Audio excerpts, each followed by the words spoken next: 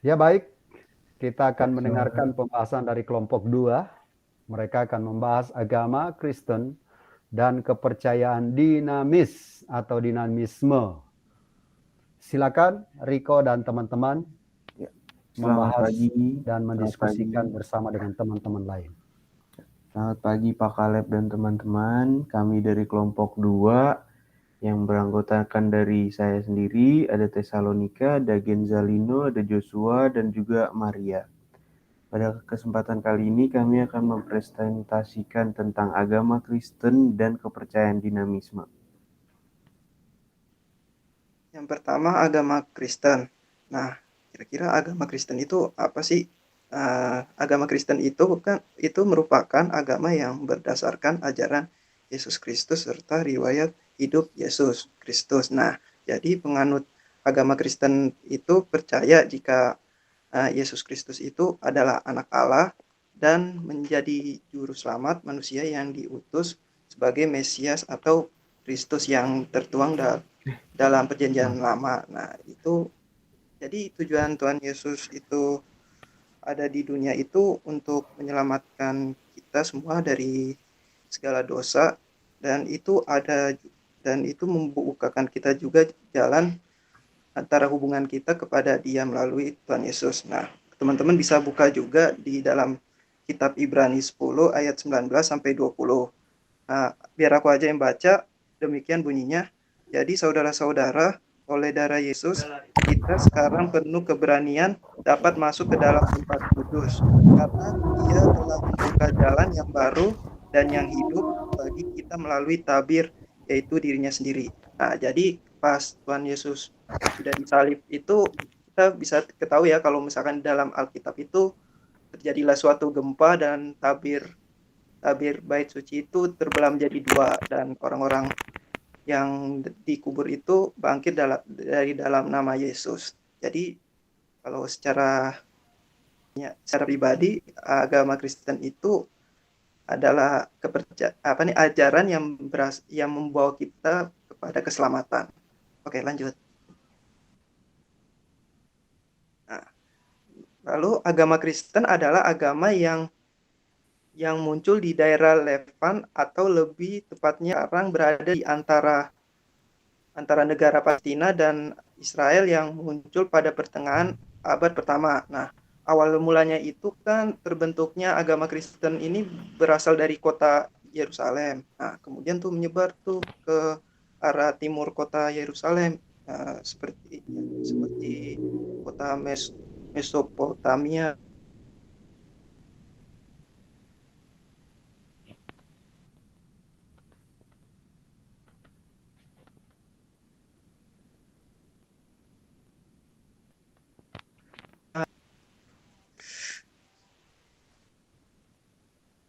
Suaranya putus-putus.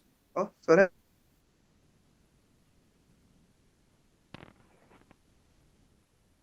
Adalah agama yang muncul di daerah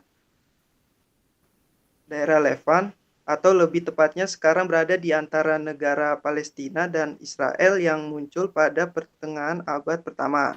Nah, awal mula terbentuknya agama Kristen ini kan berasal dari kota Yerusalem. Kemudian menyebar tuh ke arah timur kota Yerusalem, seperti di kota Mesopotamia, Yordania, Mesir, Asyur, dan Syria. Nah, itu berkembang selama 15 tahun. Kemudian itu menyebar juga ke Eropa Selatan dan sampai ke seluruh negara-negara di Eropa Timur, Asia Selatan, hingga Afrika Utara. Next.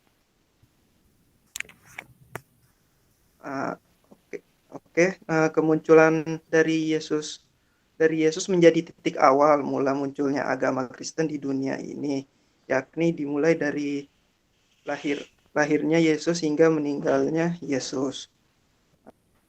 Jadi Yesus sendiri itu lahir di sebuah kota kecil Bethlehem dan kemudian hingga besar di Nazaret di Galilea. Kemudian ketika Yesus berusia 30 tahun dia melakukan pelayanan juga tuh kepada masyarakat. Pelayanan yang dilakukan oleh Yesus kepada masyarakat antara lain tuh memiliki mujizat seperti berikut. Next coba. Nah, Tuhan Yesus menyembuhkan orang-orang sakit di dalam Alkitab juga.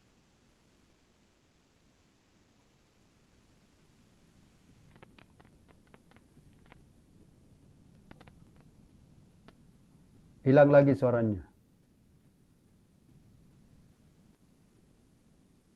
Lino nggak ada suaranya. Kita bersyukur kepadanya. Nah, next. Lalu juga Yesus mengusir setan. Kalau dalam kitab Perjanjian Baru juga kita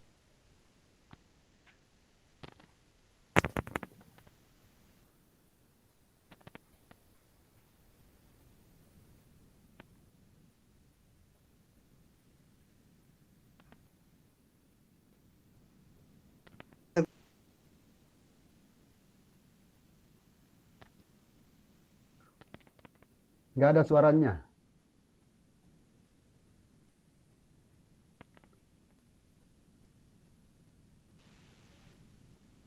Halo?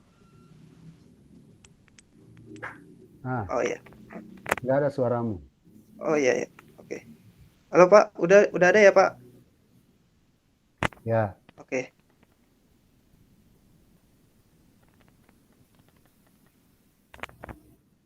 Di kitab Injil Matius juga mengatakan kalau misalkan Tuhan Yesus mengusir setan.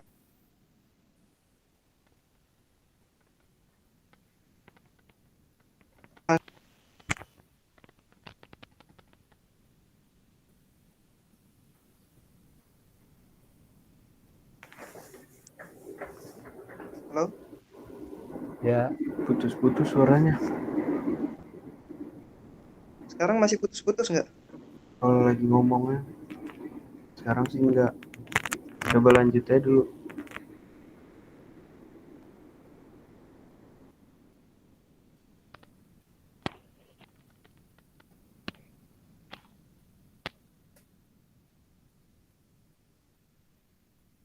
Apa digeser yang lain, Ya, Eriko? digeser yang lain Pak. Ya. Soalnya Oke. signalnya dia ini kurang. Nah, lalu yang terakhir Yesus membantu. Nah, pas itu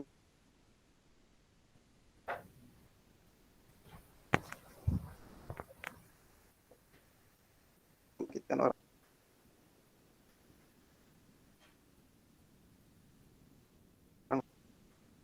Oke, sudah.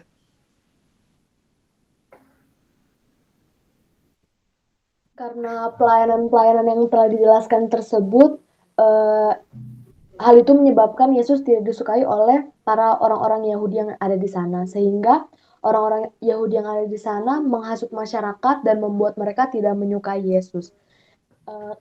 Karena orang-orang Yahudi tersebut karena masyarakat di sana termakan oleh hasutan-hasutan dari orang Yahudi tersebut, akhirnya para pengikut Yesus kemudian dengan ramai-ramai mengarak Yesus dengan salib. Seperti yang kita ketahui juga, Yesus waktu disalib di Bukit Golgota. Setelah disalib, kemudian Yesus dikuburkan di sebuah gua batu. Pada hari ketiga setelah kematiannya, umat Kristen meyakini bahwa Yesus bangkit kembali dan hidup kembali dengan disaksikan oleh ratusan saksi mata yang melihat kebangkitan Yesus hidup kembali. Kemudian setelah Yesus hidup kembali 40 hari kemudian, Yesus kemudian naik ke surga dan hal ini juga disaksikan oleh ratusan saksi mata tersebut. Namun, karena para pemimpin dan imam Yahudi ketakutan, pada saat itu para imam Yahudi menyuap penjaga kubur untuk menyatakan bahwa Yesus tidaklah hidup melainkan mayatnya hilang karena dicuri oleh para muridnya atau para pengikutnya. Ada 5 peristiwa dari kehidupan Yesus ini menjadi inti utama dari ajaran agama Kristen, yakni yang pertama adalah kelahiran, yang kedua adalah pelayanan, kemudian yang ketiga adalah kematian, dan yang terakhir adalah kebangkitan dan kenaikan Yesus ke surga.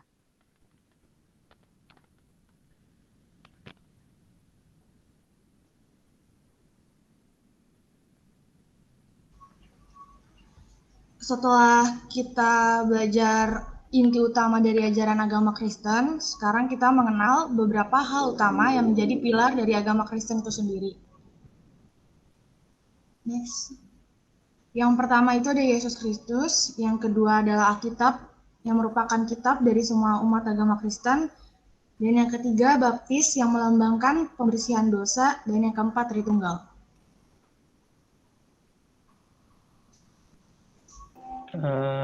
Selanjutnya, dinamisme. Dinamisme berasal dari bahasa Yunani, yaitu dunamos, yang artinya kekuatan atau daya.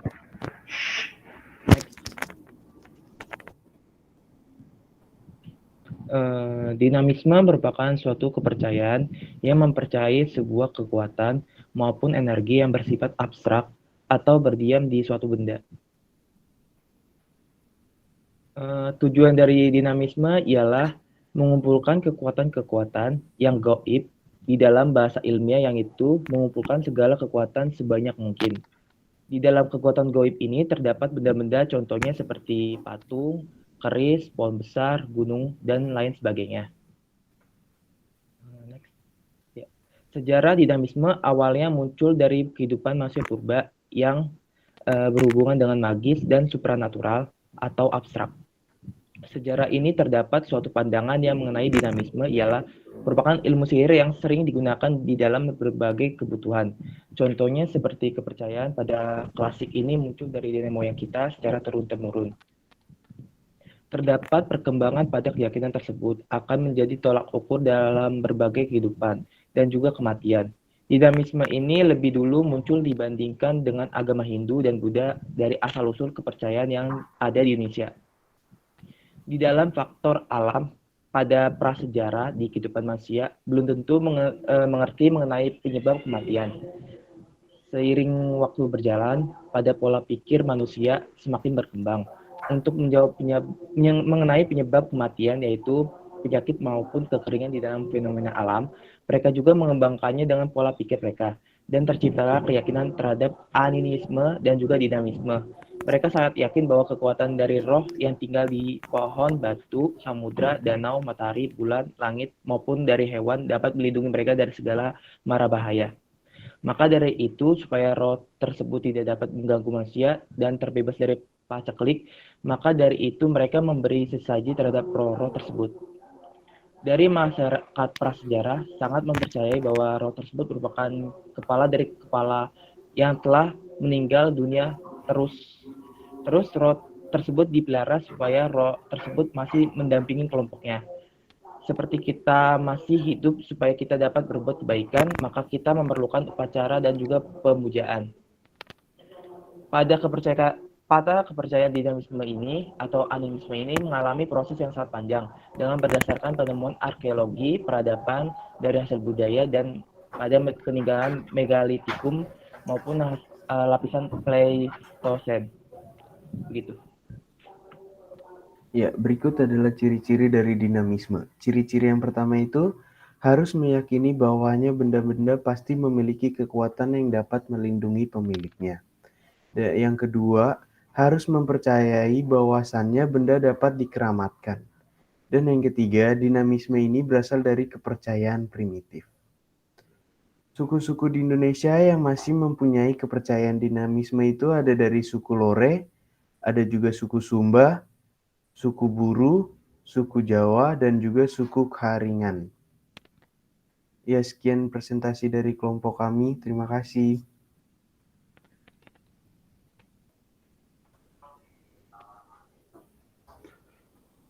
Silakan. Kalau ada yang mau bertanya atau yang menambahkan.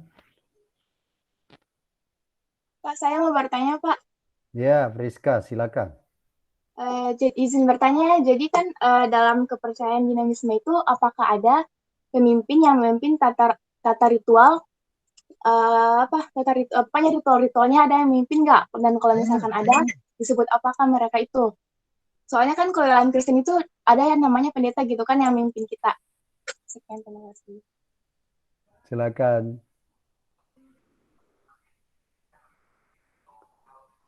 Kalau dinamisme itu ada yang mimpin nggak? Atau nyari-nyari sendiri? Izin menjawab, Pak. Kalau dinamisme itu sepertinya yang memimpin kepala sukunya. Kepala suku dari suku yang mempercayai dinamisme tersebut, Pak.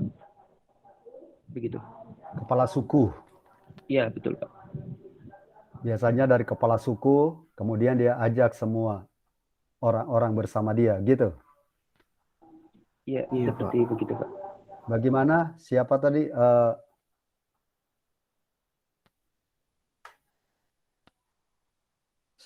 Itu jawabannya tadi. Iya, Pak. Kalau terus Aprilia kalau gimana? misalkan yang masyarakatnya diajak itu harus ada sesajian atau apa ya? Harus ada sesajian gitu harus ada nggak? Maksudnya ada syarat-syaratnya apa? Iya, iya Pak gitu. Apa ngisi formulir dulu?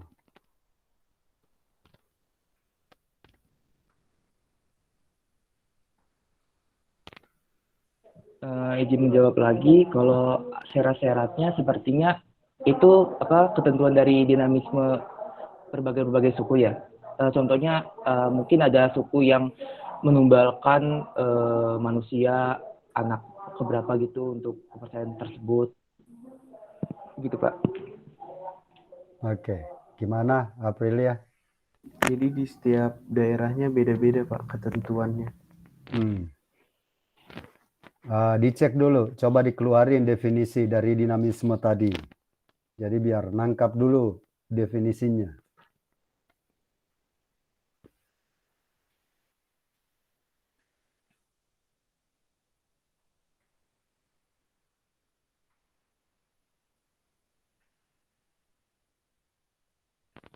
Apa definisinya?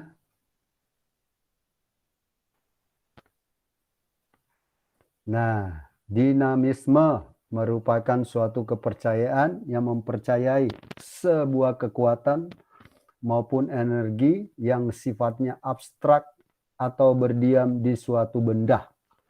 Ya. Jadi itu sistem mengkeramatkan satu benda atau satu tempat ya. Jadi enggak ada pendaftaran Friska ya, enggak ada pendaftarannya. Tapi itu secara otomatis kalau ada pemimpin suku yang terlibat itu, ya biasanya maaf ya kalau namanya satu suku yang masih wawasannya masih belum terbuka, ya pasti dia ikut. Ya, itu biasanya akan ikut dengan lingkungannya. Cuma tadi Pak Kaleb mau pembahasan Lino tadi, itu Kristen itu berasal dari Yerusalem. Mungkin dasarnya kurang kuat ya. Jadi kekristenan itu bukan berasal dari Yerusalem atau berasal dari Yesus lahir. Ya, ini dianulir sedikit. Kisah Para Rasul 11 ayat 26. Kisah Para Rasul 11 ayat 26 itu dikatakan mereka tinggal bersama-sama dengan jemaat itu 1 tahun lamanya sambil mengajar banyak orang. Di Antiokhia lah murid-murid itu untuk pertama kalinya disebut Kristen. Ya. Jadi Kristen itu terjadi di Antiokhia. Ya. Dan itu pertama kalinya disebut Kristen. Kenapa mereka disebut Kristen? Jadi bukan pada waktu lahir Yesus terus orang jadi Kristen. Atau di Yerusalem. Tapi ini ayatnya jelas sekali ya. Coba dibaca dengan baik. Neta baca lagi Kisah Rasul 11:26.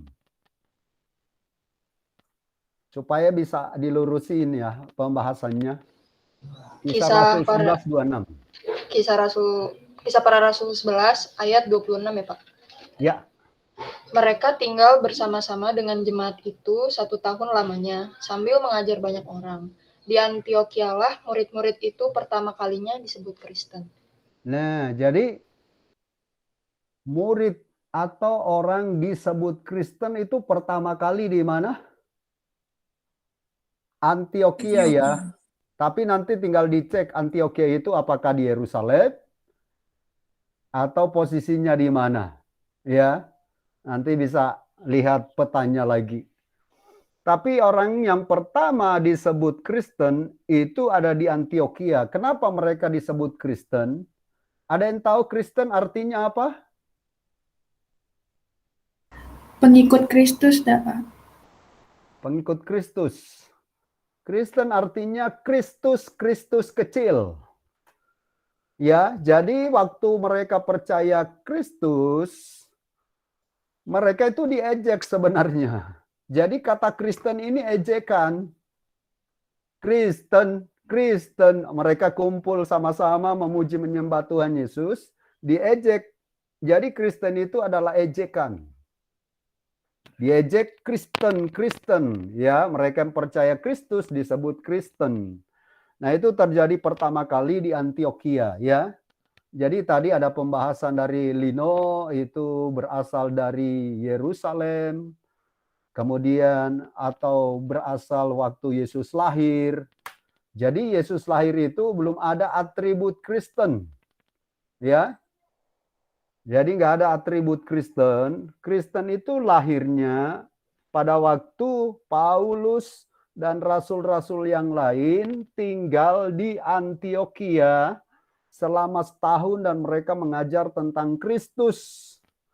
Nah, orang-orang yang belum percaya kepada Kristus mengejeklah mereka yang percaya Kristus ini bahwa mereka adalah Kristen. Jadi kalau sekarang agama Kristen suka dibully, ya memang udah dari dulu ejekan itu ya. Oke, kira-kira paham?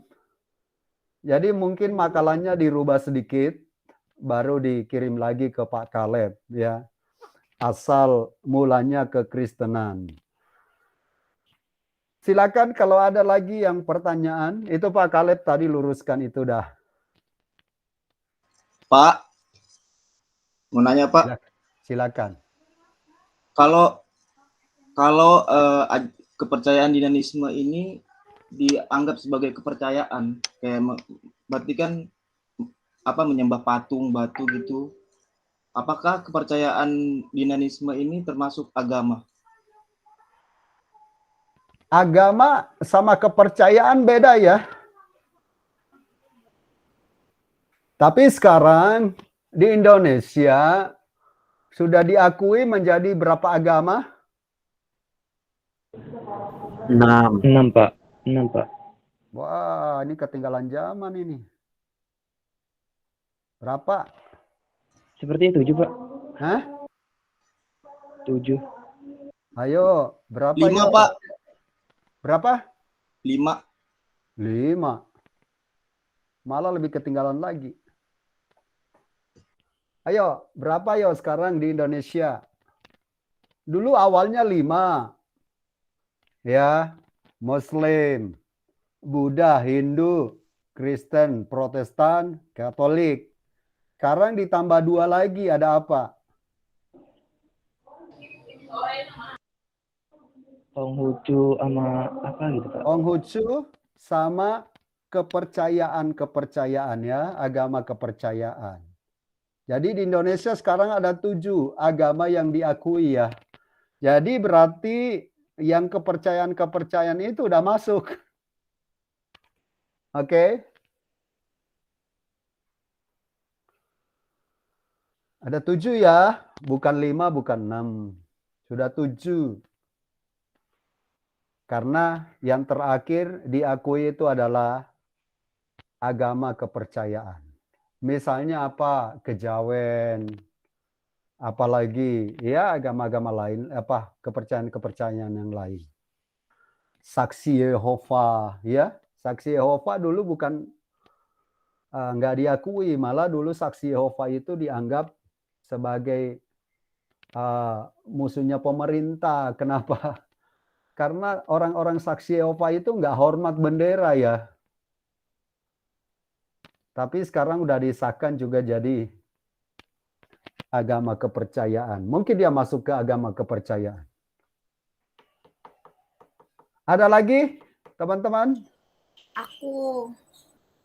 Silakan, Gita.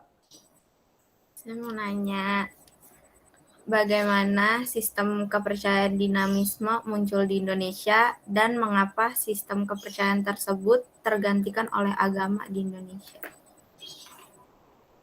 Silakan.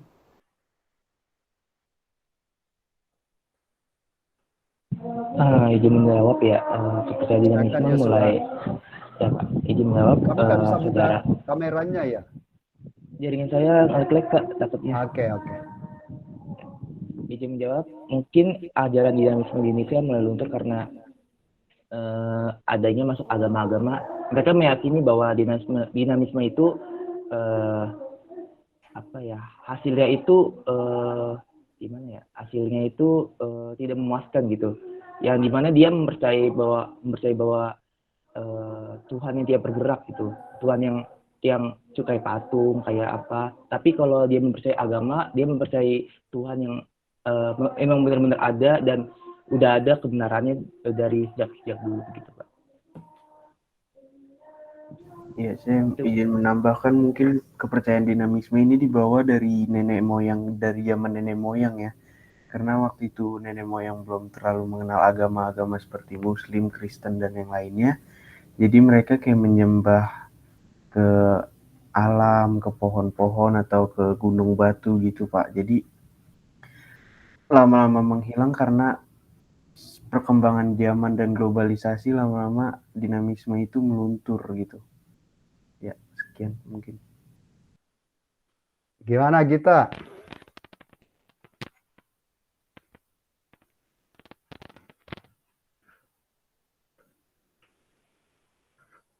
Ya pasti itu banyak faktor lah ya.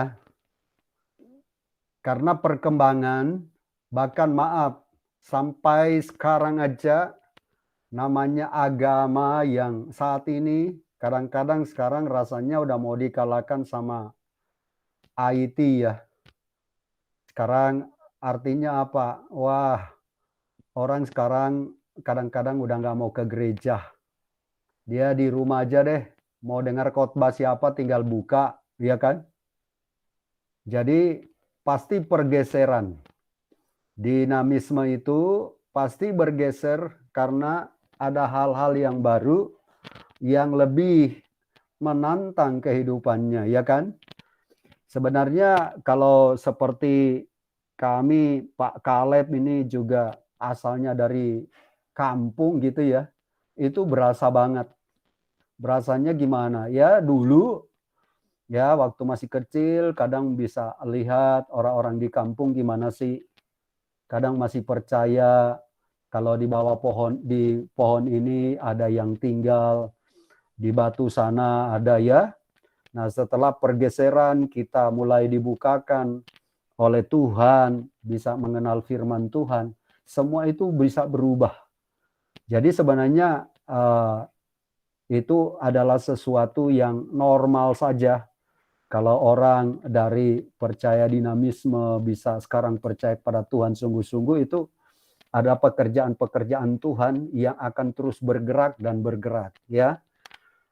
Jadi kalau di Indonesia itu, tapi sekarang juga masih banyak ya. Kalau kita ini misalnya di kota-kota besar ya nggak berasa, nggak terlalu kelihatan. Tapi kalau kita ke pedalaman itu masih banyak tuh yang masih menyembah dinamisme juga ya. Jadi seperti itulah. Tapi poin intinya harusnya diambil kesimpulannya bahwa ya di dalam kekristenanlah ya ada jaminan. Yesus berkata, "Akulah jalan, kebenaran, dan hidup. Tidak ada seorang pun yang datang pada Bapa kalau tidak melalui aku." Berapa ayat berikutnya, Yohanes 3:16, "Karena begitu besar kasih Allah akan dunia ini, Ia mengaruniakan anak yang tunggal, supaya setiap orang percaya padanya tidak binasa, melainkan beroleh hidup yang kekal." Sebenarnya banyak sekali yang bisa menjadi kekuatan yang kita bisa sampaikan di pembahasan ini, ya, bahwa Yesus adalah jalan keselamatan. Mungkin dari kepercayaan kita bahas ini, keselamatan kayaknya belum jelas, tapi dalam firman Tuhan itu sangat jelas. Oke, cukup mungkin untuk pembahasan dari kelompok 2 ini ya. Cukup ya. Ya, dan kiranya Tuhan Yesus memberkati ya teman-teman di kelompok 2 yang sudah memberikan pembahasan hari ini. Ya, beri aplaus dulu buat mereka. Tuhan memberkati.